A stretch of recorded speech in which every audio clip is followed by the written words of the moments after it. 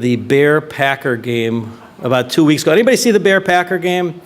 Okay, now, we're diehard Packer fans, so we sort of like this, even though I'm in Chicago.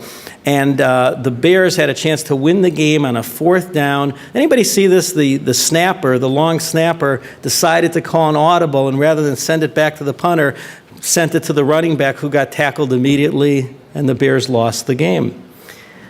Long snapper in this calculation here, NFL salaries by position, got paid over $600,000 the year of this survey. The running back, you know the running back, the guy 5'10", 220 pounds, that when the quarterback calls hike, they basically donate their body to charity, right? They run into these guys, 6'5", 310, full of steroids, and they just get crushed.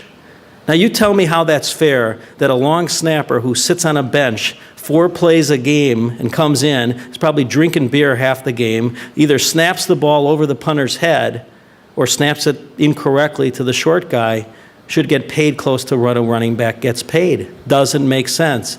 I'm just here to tell you, don't try to figure out because partner compensation doesn't make sense. We need to have an attitude, a strategy that we're going to pay whatever it takes to win the championship. And if that's what we have to pay to get that long snapper, let it go. Now, firms that operate in a closed compensation system say, hey, we used to be there, we know what you're talking about, Allan. But those of you in an open compensation system, worked recently with a firm that had been looking for a great tax manager, you know, that could do real tax planning as opposed to compliance. Since the inception of the firm, they've been looking. They found Miss Wright.